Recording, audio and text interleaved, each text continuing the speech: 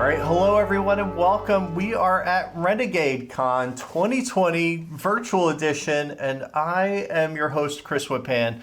I am here joined today by the one, the only, Kwanchai Moriya. How you doing, Kwanchai? Hey, Chris, thanks for having me. Awesome. I tell you, it's exciting to be able to talk to you again. We talked in the past, but now we're here. It's Renegade Con, and I felt like we need to come back. We need to talk again. So thanks for saying yes. Oh, absolutely. Renegade plus you, Chris. I mean, can't say no. Well, there you go. There you go. So when it comes to art and board games, I think you are probably one of the most dynamic producers that we've seen so far. And you have definitely done a few projects with Renegade in the past. So why don't we kind of start there? I think you've done two before we get to the big one. We're going to kind of hold back on that a little bit. Sure. But I kind of wanted to walk through the evolution of your board game art style and how that kind of came to be. Because maybe somebody doesn't know, like, how do you become a board game artist? So I thought that would be a great place to start. What was your personal journey into this space? Yeah, that's a great question. I'd say it feels like hopping from precarious lily pad to lily pad, to be honest. So it's hard to, when asked that question, I find it hard to recommend any specific path because it feels so like ramshackle. It feels like I'm planning as I'm jumping from pad to pad. But I did go to art school. And so it was a plan to do art professionally. And after I graduated from the Art Center College of Design here in Pasadena, I was trying to be a freelance artist and do some gallery work. And that's when board games, specifically the Catacombs 3rd edition board game, kind of fell in my lap. I was really active on Board Game Geek. So I'd say that the short answer for that question is that the combination of going to art school and trying to pursue art like whole hog, plus Board Game Geek, plus small publishers like Catacombs who were trying to get their products to have a cleaner, more fun aesthetic. Those three things combined to give me like my first couple gigs. And then once I had those gigs, I stuck my foot in the door at cons, and that was really when it took off, I would say. So didn't you kind of get your start doing children's books and art for them as well? That happened simultaneously with my first couple board games. So I was doing like Catacombs and I did Kodama, like the first Kodama game. That was in that first year in 2012 or 2013.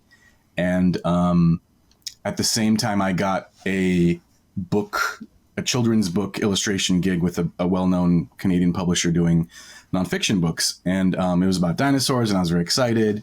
And so I was doing like these three projects and in my first year of proper freelancing, it was like three projects for the entire year. And I was so enthused and so excited. And I didn't know I had no idea at that point that the board games I was doing would lead to anything sustainable like it is now. So I remember even when people asked me back then, what do you do if I met someone new, I would say, I'm an artist and sometimes I do board game illustrations. Because I just didn't think it didn't seem like a title that had any, traction at the time. Right. Now I'm a board game artist, which is great and I love it. But at the time it seemed like pretty much a pipe dream, So there's always this big debate online that seems to come up, and it seems to involve freelancers of any variety that I seem to see a lot. And that is people wanting work done for free or for exposure or things like that. How do you deal with that as a beginning artist? Because it's hard, because you want to put your name out there, you want to get on projects and things, but at the same time, you need to have value in your work, right? Yeah, and I'm sure there are much more qualified people to answer this, but my own experience with it is that with like any job, there's some hard scrabble in the beginning, and you just gotta, shovel it for a little bit. And my pricing was low because honestly, like my product that I was putting out in the beginning was of a quality that I wouldn't stand for today in my own workflow. So fair enough. And also, like, the biggest gambles that a publisher is taking in their project is the art, because it's an upfront cost that needs to be paid, at the outset before you're looking at any profits for a long time. So especially for a small publisher, the scariest thing is an artist that just emails. And to be honest, it seems to be common in my experience with friends and other people who are artists. It's not uncommon, let's say, to have an artist who is extremely talented but not a great communicator. And so I think that there's a lot of factors that contribute to that aren't the fault of a person's personality.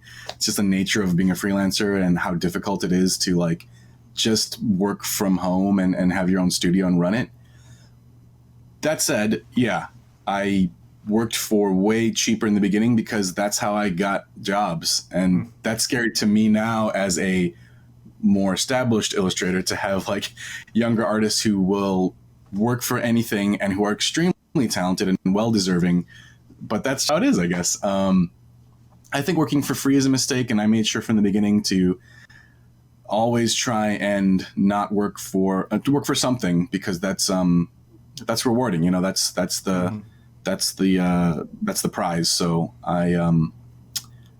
but it is hard. It is difficult. And I would suggest for anyone trying to get into art to look for small publishers. There are quite a lot. And a lot of them are, whenever I think off the top of my head about board games, there aren't people who are trying to shaft you or trying to like dodge you and not pay you. That in general, people have the money and want to put into their projects and make it work. So I've had a lot of good experiences with board games.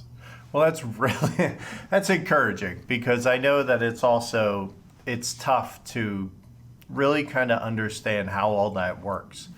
The thought, though, I think is that, better to start out, price your work inexpensively and maybe give yourself guarantees. Do you think, or say, this is my price and I'll do X amount of revisions or things like that? Do you think there's some other vehicles you could use?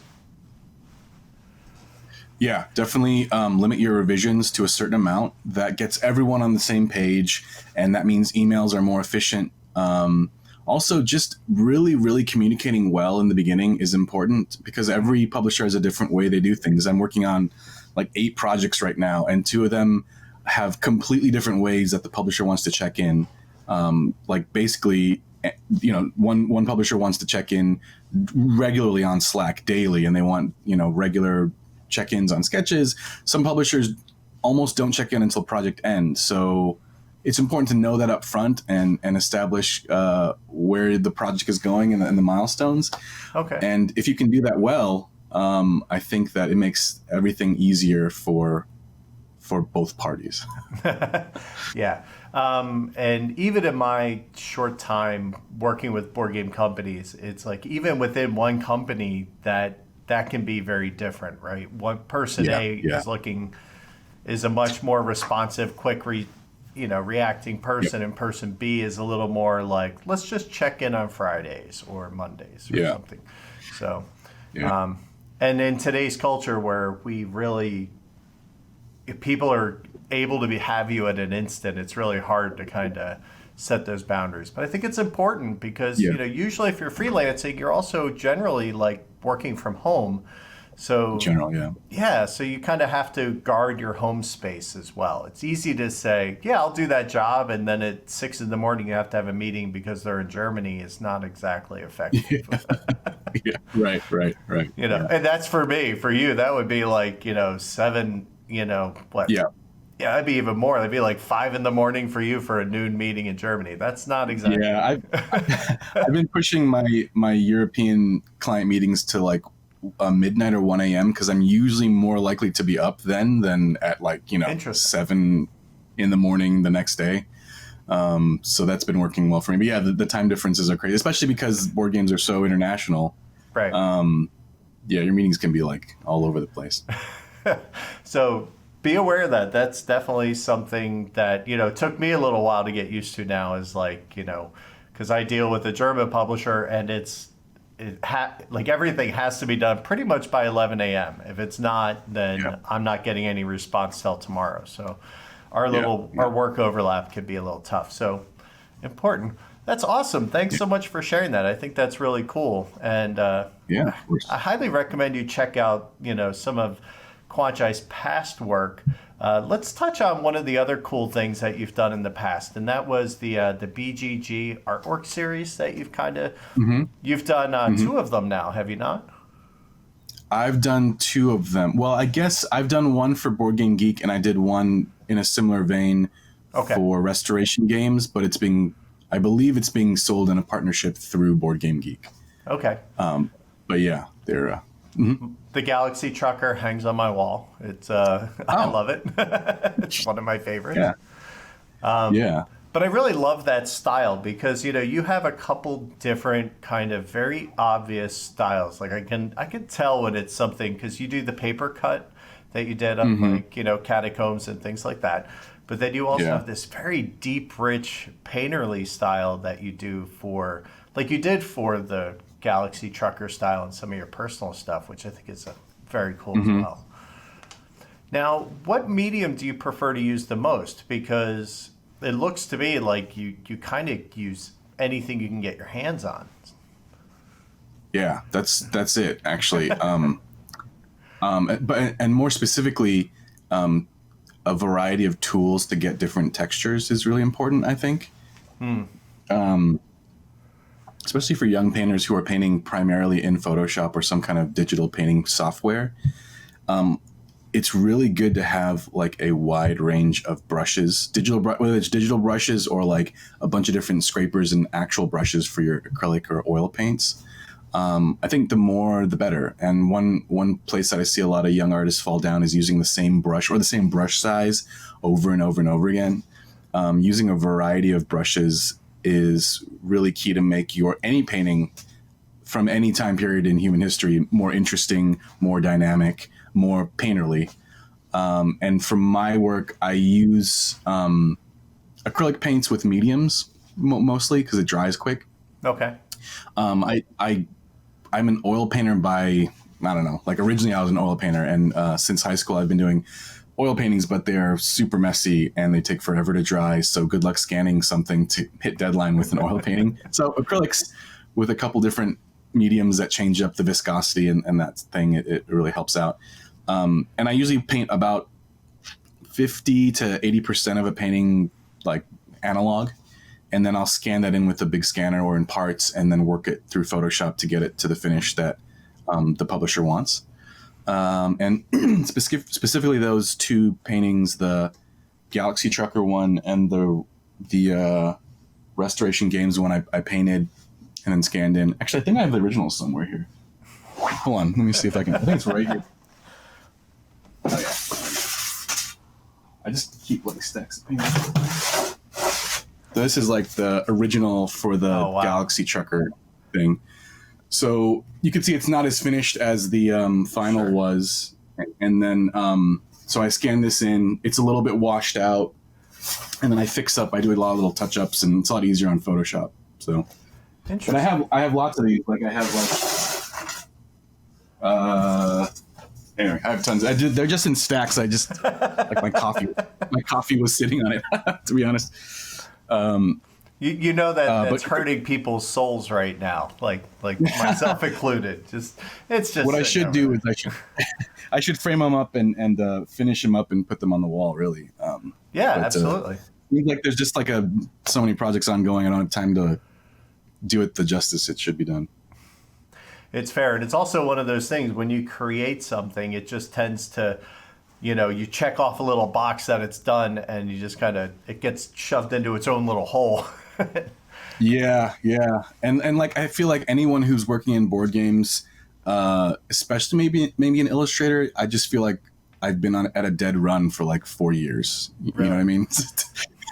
just to be where I am now, I feel like I've gladly and with joy just been at a dead run for so long, and just running through projects in the best way possible, but also like, wow, it's you need to stop and look back a little bit once in a while. Now that brings up an interesting question, because like, let's say I'm a very well-known publisher. I love your style. It's going to fit my game. How far out do I need to start talking to you before that is going to be hitting production? For me personally, my timelines are usually like 4 to 6 months out. And I think for any artist, it's going to be, the answer should be like 4 to 6 months out, with the caveat that any project can slip in if it's the perfect project. Sure. But I find that publishers almost always hit me up like in fall for a project they want to be wrapped by December so that it can be published the next year.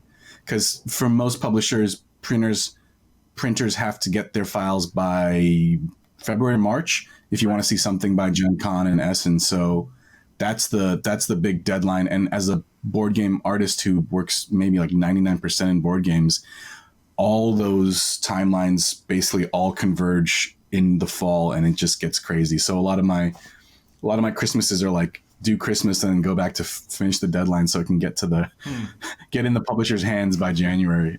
It's a little bit crazy that time of year. What do you do for do you still have time to have fun projects and personal pet projects and things on the side, or do you just find that time slipping away? I don't say this sarcastically. I honestly, all the board game projects are really, really fun. And okay. I have a really good time working on these projects because they're so different.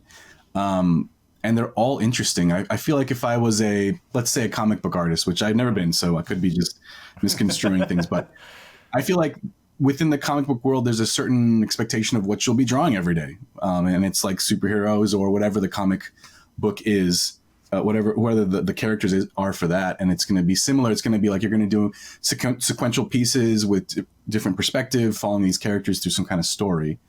With board games, because one, there's so many different themes, and two, each board game could be vastly different in terms of art from one to the other. I feel like every little project is a different island you can hang out on and work in for the day. So right now, for example, I'm working on a sci-fi board game, and it's about like aliens coming through the atmosphere, and U.S. or the world trying to find defense forces to fight them back. And the perspective is like it's like a meta perspective, like you're following a city that's like arming themselves.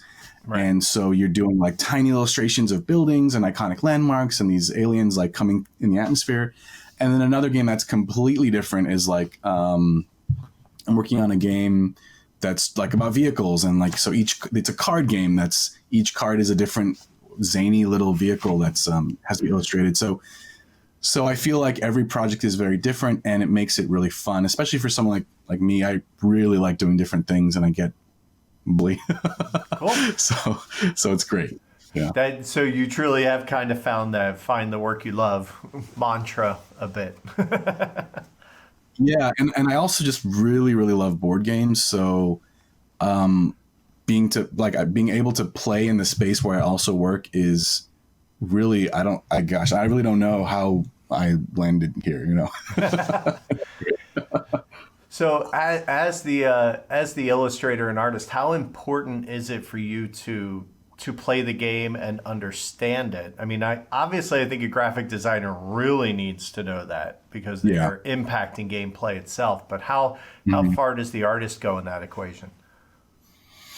It depends. I'd like to say that it really, really matters, because that's the right answer for anyone that cares about a project. The game should sit at the top of the pile in terms of importance. The gameplay and the mechanics, that's it. That's what's going to keep the game coming back every season. If you can manage to nail an evergreen title, that's going to be, that's it. It's the mechanics, and it's the table experience that happens because of the rules. So I like to try and get in there as early as possible with a project to get a feel for the game. And publishers are always kind enough to send a copy of the game so I can play here with my game group or my wife or whatever, and get a sense of it. And sometimes there's issues where the gameplay could be better if I play it and there's some little snag that visually could be better melded with the rules. That's almost never the case, but it's always fun for me to try it out beforehand and get a sense of it.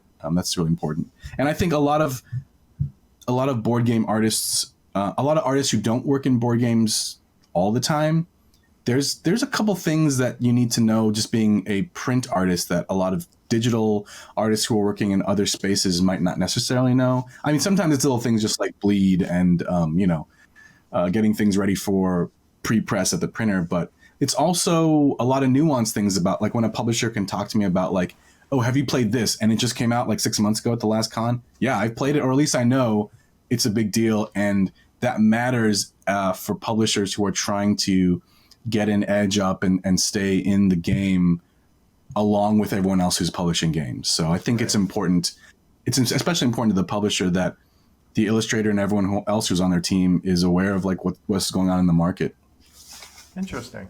And then before we actually hit the titles, I'm just curious because I consider myself a very, very, very, very junior artist, and I do some light illustrations, and I always find it difficult to kind of factor in white space or negative space to leave room for elements in a specific piece. How do you try and manage that in your workflow so that you can still leave room for what the card's supposed to represent, the iconography and all that to really kind of shine through? I still figure out myself, to be honest. I would say that one thing that I've learned as an artist over the past 7 years is that all the space matters. So it's important not to think of this space as the title, this space as the face, this space as the, as the if there's a table there, oh, there's a table here, there's something there. Like when someone walks past a shelf and looks at a board game cover, there's a synthesis of all those pieces that matters visually, just for a second. It's all the things. It's the darkness of the title. It's what kind of a blue is in the eye of that character. And it all matters for 1 second. And it's not different pieces. It's all the same. And all those things have to visually matter, both if you like shrunk it down to a tiny little thumbnail, it has to pop. And if you blow that up to a poster the size of the Galaxy Trucker poster, it also has to pop and make sense. So I think it's really important for any designer or illustrator to think of the whole thing, not just the cover, like even the sides of the cover as it wraps over. These little things that matter, they come out at the end of the project. You see if there is an overall feel to the art and to the appearance of the product. That if you can really nail it, like publishers will want you, over and over and over again because you're thinking of these things and pay attention to the little details. So. It's got to be very hard because, for instance, if you take your Galaxy Trucker poster, which is, 11 by 17, and it's nice and it's big and it can tell its story, but then you need to shrink it down to fit on the side of a mini card or something small like that, that scalability has got to be, you really have to have some talent to be able to hold that focus and that character as you scale it up and down. Yeah. Yeah. Well, yeah, that's, I'm still working on it, but I think one thing that every artist can do that to really get that flow of working a whole composition well from the beginning is to not noodle, like just work in huge broad strokes in the beginning, like any project, whether it's writing a piece or composing.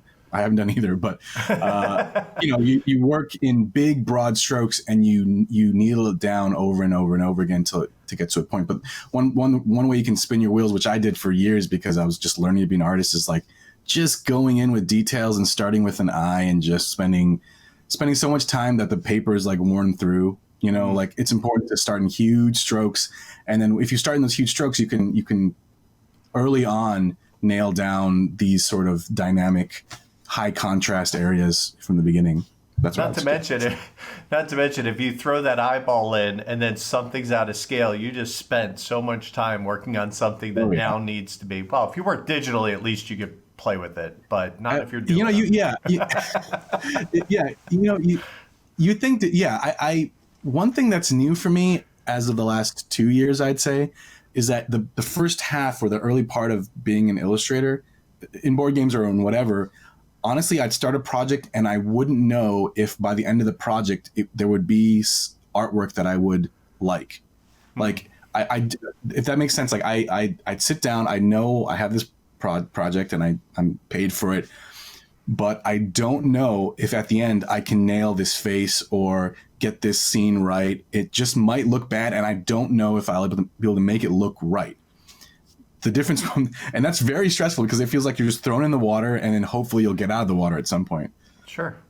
And now I feel like I can have some idea I know I can at least finish a project and it'll look decent, but that's recent, you know, and that's like, I don't know, 80 projects later. So I feel like I have a lot of sympathy for any starting artist and understanding that feeling of like just drowning on a project. That's not uncommon at all. Awesome. Awesome. So you have done a few projects for us here at Renegade. And, I want to kind of start off with, you did one that kind of really was very visually catching in flip ships. Now, Alex and I have a whole nother story about flip ships that doesn't even involve artwork whatsoever. It's just comic and hysterical. But I love the aesthetic. I mean, when you say Kwanchai in space, then chances are, you're talking my aesthetic. So I love the aesthetic, but really I want to kind of know about the logo a little bit. Like where did the idea for this parallax logo kind of come from? Because you can flip it and still read it. That was completely not me. That was the graphic design team. Yeah. I was stupid enough to argue that I didn't like it initially. Not that I didn't like it, but I was like, take it or leave a logo that could flip. But it's very successful, and they knocked it out. It's Anita Osborne and her team. She has a Gene and a couple other folks who are worked on that stuff. They're great. Yeah.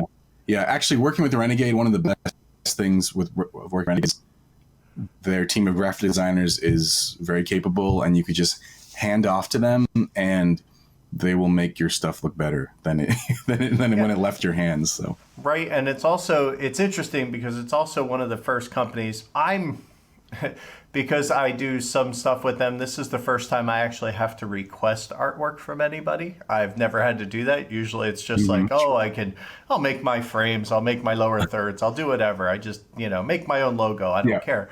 Now I need to hand it off and let somebody else do it. And it's very odd learning that language, and I think I'm relatively competent, but it's just trying to get the language down. But they are so quick to get it and understand and communicate back. Oh, totally.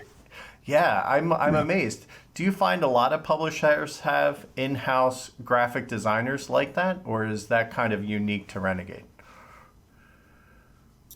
That is unique to Renegade, and that's all. And Renegade is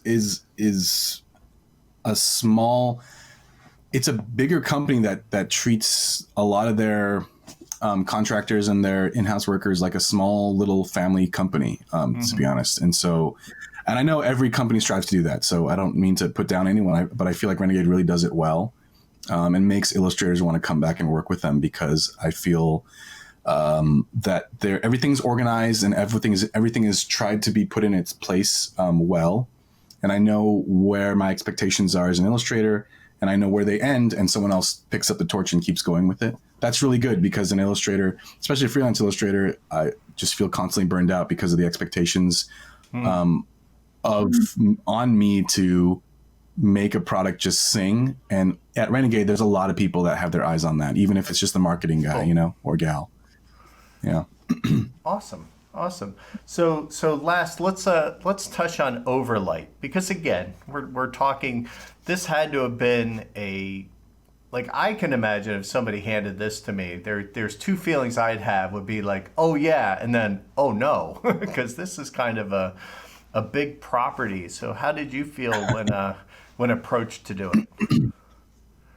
Very honored. I met Paul and George, who are the authors and creators of the world, at Origins like 4 or 5 years ago, and Scott, who I'd worked with on Flip Ships, and we'd done another project. He brought me in just to chat with them and to see what they thought of me to possibly be the artist. And I play a lot of RPGs, and I run 2 different groups, and so I really like the idea of role playing games, and to be asked to be a sole artist on a role playing game. I'm not the sole artist for the whole pantheon of products that Overlight is now. Sure. But for the first original book, I was.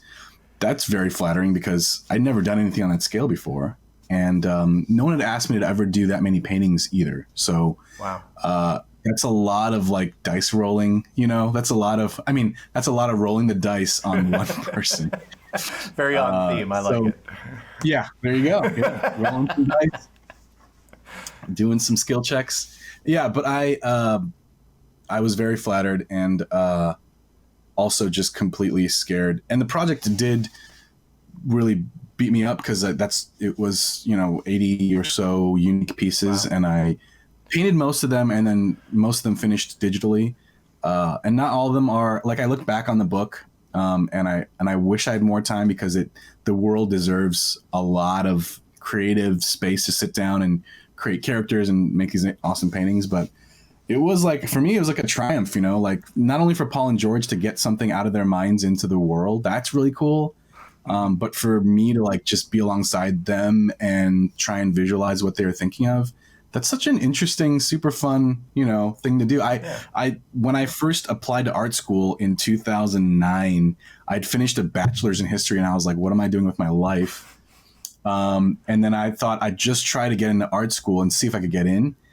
The books that were on my table when I was in my process of my mind were like, like concept art for movies and Star Wars and Indiana Jones and Aliens and all these weird worlds that required concept artists. So when I first applied to art school, I was like, I want to be a concept artist. I didn't realize that like everyone and their mom and dad wanted to also do that too. Like everyone wants to be a concept artist. And I didn't understand what the ramifications were for that. And I'm glad that I've found something more specific to my skill set. But being an artist on Overlight felt like being a concept artist and felt like being someone who was trying to create a cinematic world.